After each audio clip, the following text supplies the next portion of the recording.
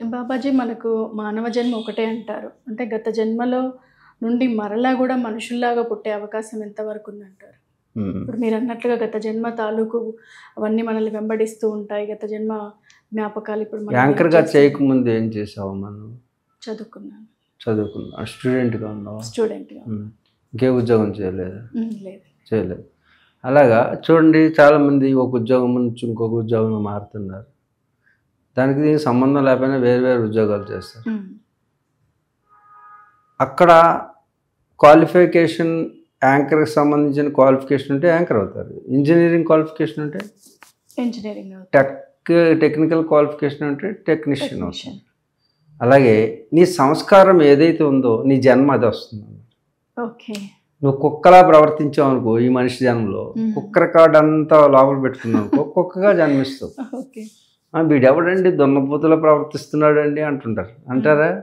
వీడి లక్షణాలు అన్నీ దున్నపోతులా ఉన్నాయి అన్నాడు అనుకో, వచ్చే జన్మ ఏమవుతుంది? అందుగురించి వాడికి కంఫర్ట్గా ఉంటుంది, ఆ బాడీ ఇస్తారనమాట, అలాట్మెంట్.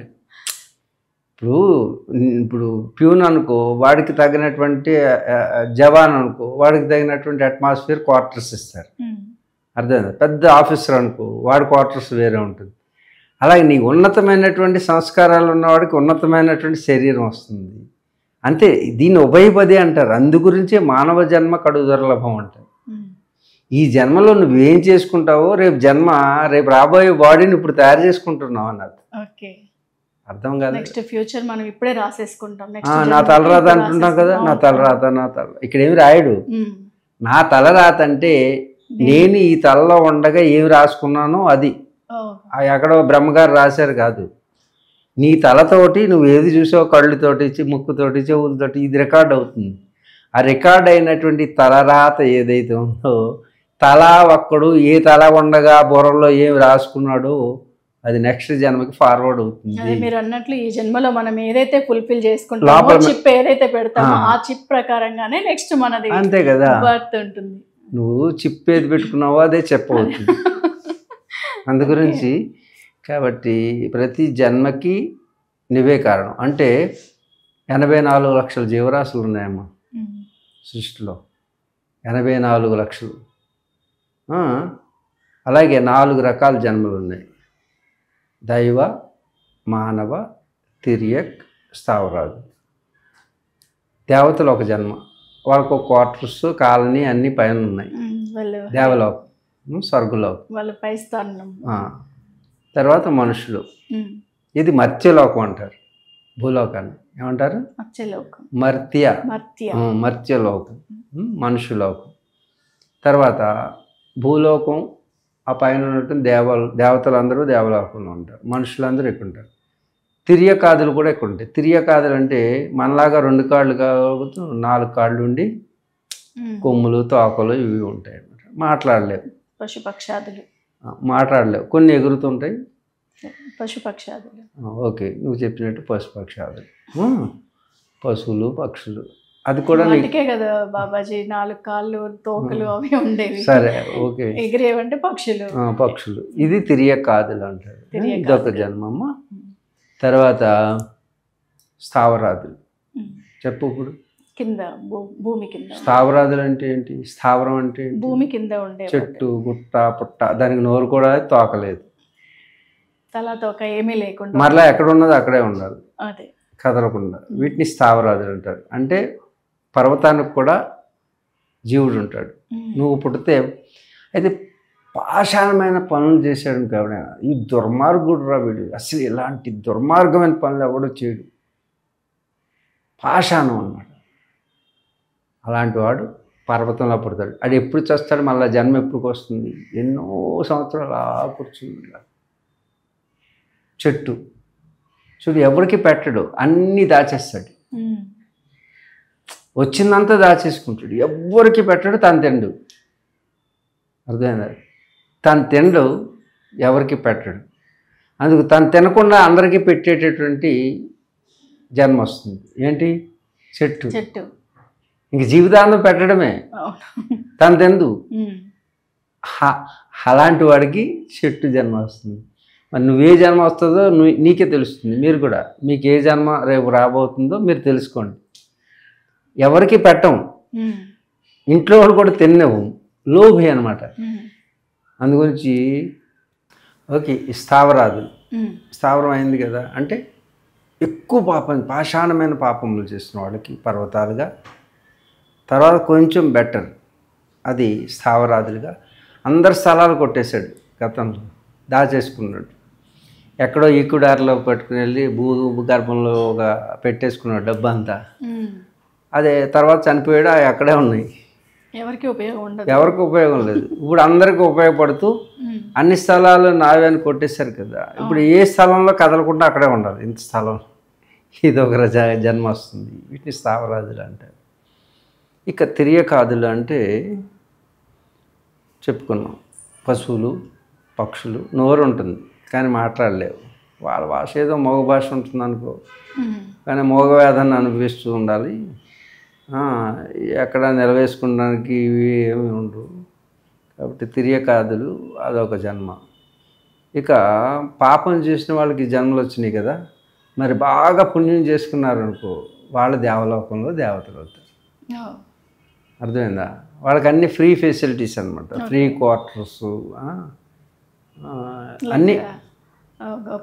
అంటే ఇప్పుడు మన గవర్నమెంట్ జాబ్లో ఉన్న వాళ్ళకి ఉండే ఫెసిలిటీస్, ప్రైవేట్ జాబ్ అన్ని ఫ్రీగా, వేరియేషన్స్ ఎలా ఉంటాయో మనం చేసే పాప పుణ్యాలను బట్టి అసలు అక్కడ ఈ శరీరం ఉండదు. ఎప్పుడు చూసినా 35 సంవత్సరాల లోపే ఉంటుంది వయసు. అంతేనా? శరీరం ఈ మాంస దేహాలు ఉండదు, దివ్య దేహాలు ఉంటాయి.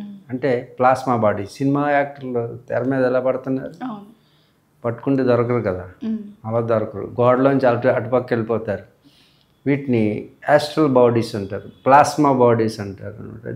లైటింగ్తో ఉంటారు, వాళ్ళే మెరిసిపోతుంటారు. ఇప్పుడు నీ మీద లైటింగ్ వేస్తే నువ్వు మెరిసిపోతున్నావు, అలా కాకుండా వాడు స్వయంగా మెరుస్తాడు, స్వయం ప్రకాశం. అర్థం? అందుకే దివ్య అంటే ఏంటి? దివిటి, వెలుగు, దివ్య, దియా, ఆ దేహంతో ఉంటారు. దీపం లాంటి దేహంతో ఉండేవాళ్ళు దేవతలు. ఆ లోకం అంతా కూడా అలాగే ఉంటుంది. ఇంట్లో లైట్లు ఉండవు వాళ్ళకి, ఇల్లే లైట్లు. అంటే వాళ్ళే లైట్లు అంటున్నారు కదా, ఇంకా అవసరం లేదు కదా. వాళ్ళ ఈ ఇళ్ళు కూడా వెలుగుతూ ఉంటాయి. ప్లాస్మా బాడీ అంటారు. అదంతా కూడా ఒక దివ్యమైనటువంటి లోకం అది. అక్కడ కూడా అమరావతి అంటారు దాన్ని. అమరావతి తెలుసా? నవనగరాలతో నిర్మితమైనటువంటి అమరావతి. అమరావతి, ఏపీ అమరావతి. అది కూడా అలాగే నిర్మిస్తున్నారు. అక్కడ ఇంద్రుడు నిర్మిస్తున్నాడు, ఇక్కడ చంద్రుడు నిర్మిస్తున్నాడు. కాబట్టి అమరావతి నవనగర నిర్మితమైంది అక్కడ.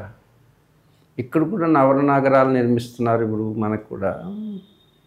అది మాత్రం తేజవంతమైన నగరం, దానికి ఏమి లైటింగ్ అక్కడ ఉండేటటువంటి వాళ్ళందరూ శరీరాలు కూడా ఈ రక్తమాంసాలతో నిర్మితమైన శరీరం ఉండదన్నమాట. అందుకు దానికి ఏజ్ అనేది ఉండదు. అంటే వయోపరిమితులు ఏమి ఉండవు. అందరూ చూడు, దేవతలను చూడు ఎంత ఉంటుందో. లక్ష్మీదేవి వయసు ఫోటో చూసావు కదా, ఎప్పుడు ఒకేలాగా ఉంటాను. వయసు ఎంత ఉంటుంది? సరస్వతీదేవి వయసు మనకి ఎప్పుడు 22, 23 కాదు, 35. 22 అంటే మళ్ళీ చూడు, ఆ వయసు వేరు ఈ వయసు వేరు. ఎందుకు 35వ సంవత్సరం అంటే ముగ్ధ, కన్య, ప్రౌఢ, ముగ్ధ, వృద్ధ అని స్త్రీకి అవస్థలు. ఎప్పుడు పూర్ణత్వం వస్తుందంటే, స్త్రీగా ఎప్పుడు మారుతుందంటే పిల్లల్ని, అంటే బాల్యం, కౌమారం, బాల్యం, యవ్వనం. యవ్వనంలో వచ్చిన తర్వాత బాగుంటుంది, కానీ యవ్వనంలోకి వచ్చినది స్త్రీ అవ్వదు. యవ్వనం దాటి వైవాహిక వ్యవస్థను అనుభవించి మాతృమూర్తిగా మారిన తర్వాత, పిల్లల కన్నా తర్వాత వచ్చేటటువంటి ఆనందం ఒరిజినల్, అది స్టేట్. ఏంటి? అనుభవాలు, అన్ని అనుభవాలతో కూడినటువంటి పరివర్తన చెందినటువంటి ముఖవర్చస్సు కలిగినటువంటి స్థితి. ఆ స్థితిని ముగ్ధ అంటారు. అదే ఆ ముగ్ధ అవస్థ ఏదైతే ఉందో అక్కడ అన్ని అనుభవాలు సరిగ్గా అవగాహన అవుతాయి. అక్కడికి వచ్చేసరికి మెచ్యూర్ అవుతుంది అనమాట, రైట్ మెచ్యూరిటీ అనమాట. అందుకు ముగ్ధావస్థలోనే దేవతలు అందరూ ఉంటారు. అక్కడి నుంచి ఇంక మారరు అనమాట. మనం అయితే వృద్ధావస్థలోకి వెళ్ళిపోతాం, ముసలోళ్ళు అయిపోతాం.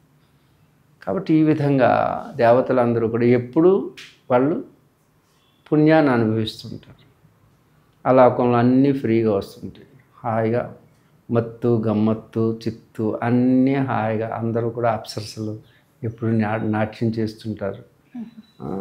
అవన్నీ అనుభవించే లోకం అది. కాబట్టి కేవలం పుణ్యాన్ని అనుభవించటం మాత్రమే. ఎంతకాలం అనుభవిస్తారండి అని అడుగు. ఎంతకాలం అనుభవిస్తారు? అంతకాలం అనుభవిస్తారు. అలా పుణ్యం ఎంతకాలం ఉంటే అంతకాలం అనుభవిస్తారు. అంటే ఇక్కడ ఎంతకాలం వాళ్ళు పుణ్యం చేసి ఉంటారో అంతకాలం అక్కడ పుణ్యం యొక్క పుణ్యానికి ఫలితం అనుభవించి వస్తారు. దాని తర్వాత క్షీణే పుణ్యే మర్త్యలోకం విశంతి.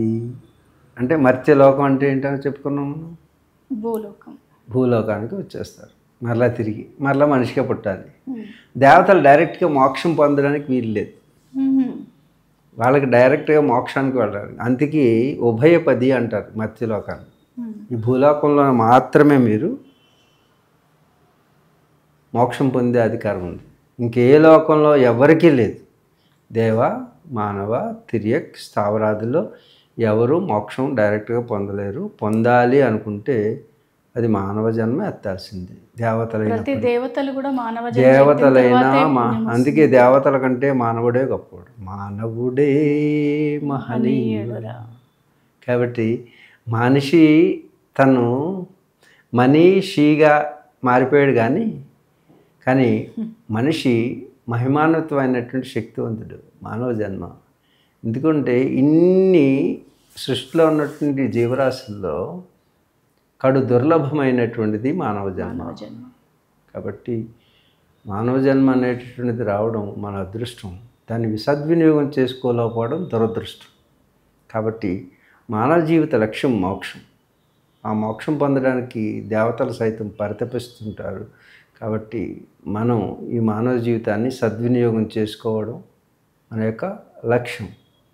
ఈ విధంగా 4 రకాలైనటువంటి దేవ మానవ తిర్యక్ స్థావరాలు.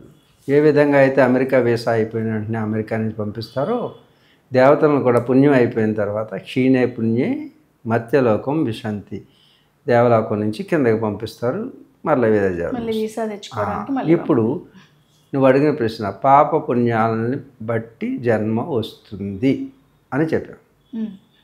ఏ జన్మ వస్తుందన్న? ఇప్పుడు నెక్స్ట్ జన్మ పాపం చేస్తే నీ రికార్డుల్లో ఏది ఉందో దాన్ని బట్టి జన్మ వస్తుంది. అంటే నీ క్వాలిఫికేషన్ బట్టి నీకు ఉద్యోగం వచ్చినట్టుగా, ఈ ఆఫీస్లో ఉన్నావా ఆ ఆఫీస్లో ఉన్నావా నీ క్వాలిఫికేషన్ బట్టి వస్తుందో, అదే జన్మ కూడా నీవు సంపాదించే పాప పుణ్యాలను బట్టి, నువ్వు చేసినటువంటి కర్మను బట్టి నీకు జన్మ వస్తుంది. జన్మ కారణం ఏంటి? కర్మ.